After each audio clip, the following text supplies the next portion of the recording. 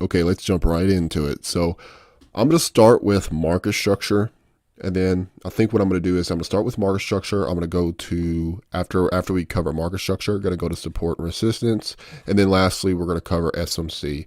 So, and also I'm kind of going to have to blend 2 and 1 in some lessons. For example, what I mean by that, like during the market structure lessons, I already know I'm gonna have to use like the fair value gap example because that is essential to determining strong market structure breaks. So I know I'm gonna have to go over the fair value gap during the market structure lessons as well. I'm gonna be blending some concepts together in, certain lessons, but I'm also gonna give every single concept, every single trading methodology. I'm gonna have a specific section dedicated to each concept, but there's gonna be lessons where it's kind of blended together and I talk about several different things in one lesson, like market structure, fair value gap. But watch these lessons. Don't just watch them once. I want you to watch these lessons at least a couple times. Every single video in the series, I want you to watch it a couple times. I want you to go into your own charts. I want you to follow along with me for the best learning experience. If you're just watching these videos, you're not going into your own charts. You're not looking at old data. You're not looking at, you're just, binge watching. You're not going to get any use out of these videos.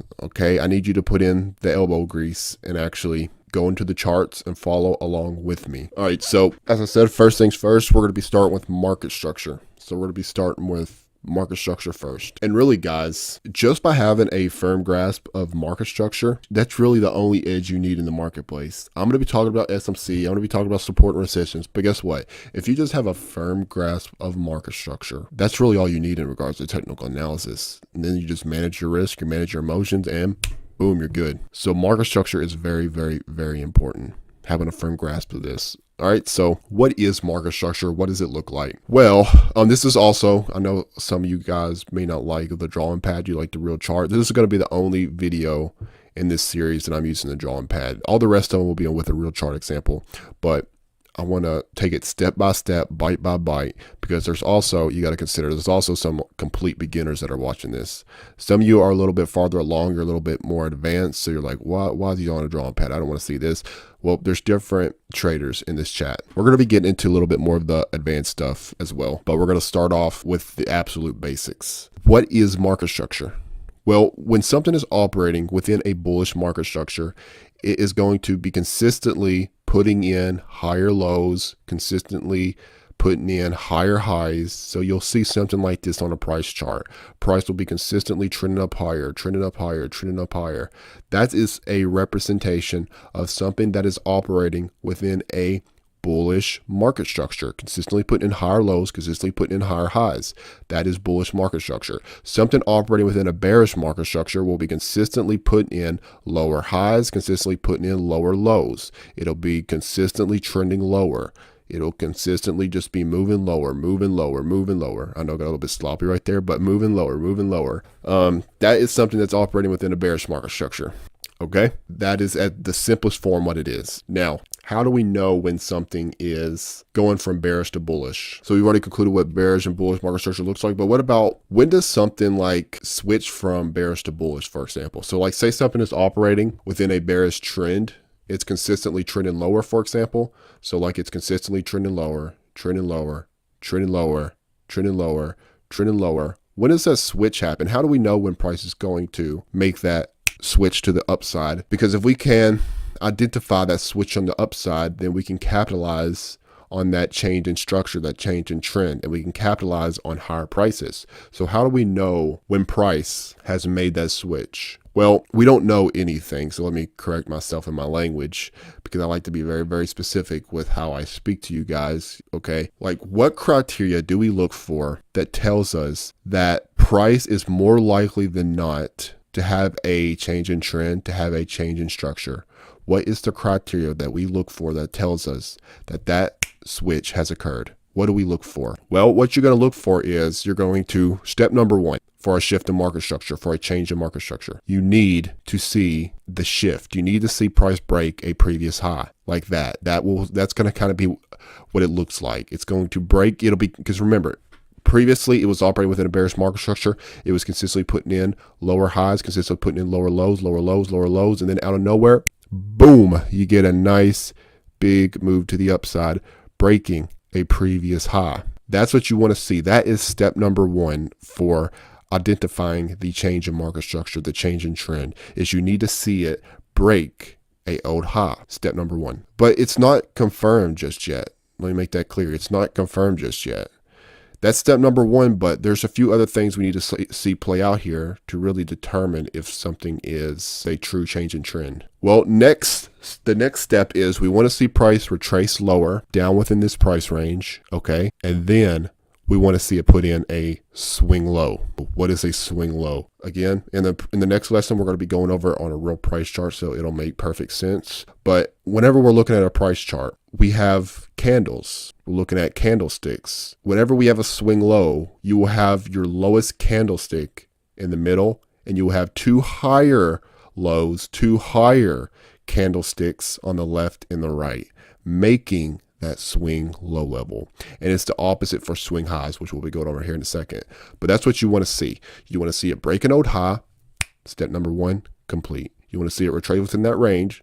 Step number two, complete. You want to see it put in a swing low. Step number three, complete. At that point, it's confirmed 100%. Its market structure is confirmed bullish at that point. And that is, at that point, it is a confirmed change in trend, and then you can start looking for you can start looking for higher objectives at that point. You could start looking for that criteria that we talked about earlier to play out. See it break the highs, put in a lower high, break a high, put in a lower high, make a new higher high, put in a lower high, and then at that point you have a change in trend.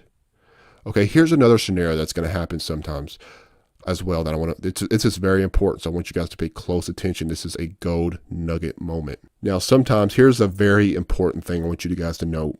All right, get your notepads ready, write this down. Sometimes, like whenever you have this shift in market structure like this, it'll break that high, it'll pull back within the range, it'll pull back within that range, it'll put in a swing low level, and it'll be confirmed. It's going to look so good. It's going to have everything that we described in these lessons.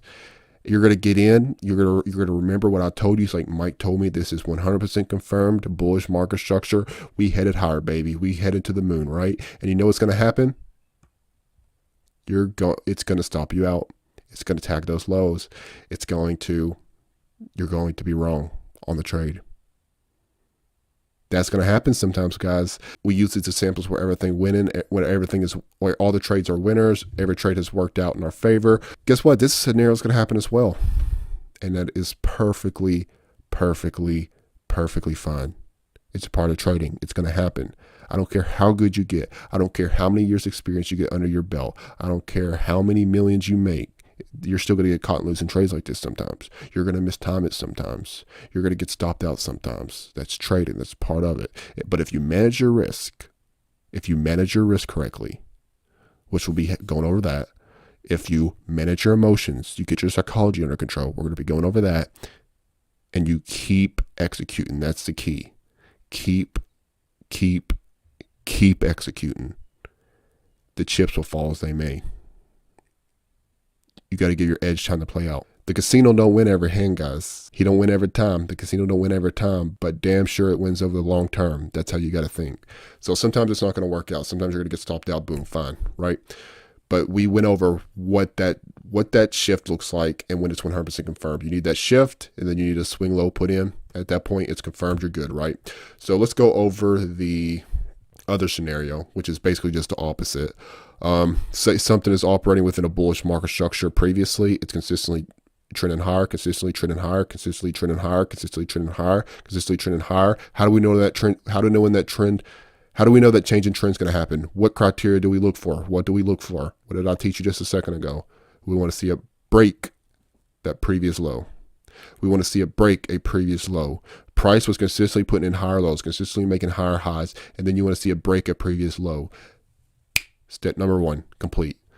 Next, we want to see it retrace within that range. Step number two, complete. Step number three, we want to see it put in a swing high level. So you'll have your highest candlestick in the middle with two lower candlesticks on the left and the right. Step number three, complete. 100% confirmed. Bearish market structure is confirmed at that point. That is a confirmed change in trend. You can begin looking for lower objectives. You can begin looking for that change in trend. That is what it looks like. That's what you want. All right, in the next video, we're going to be going to a real chart environment, and we're going to see what this looks like on a real chart environment. Okay, so I will see you guys in the next video.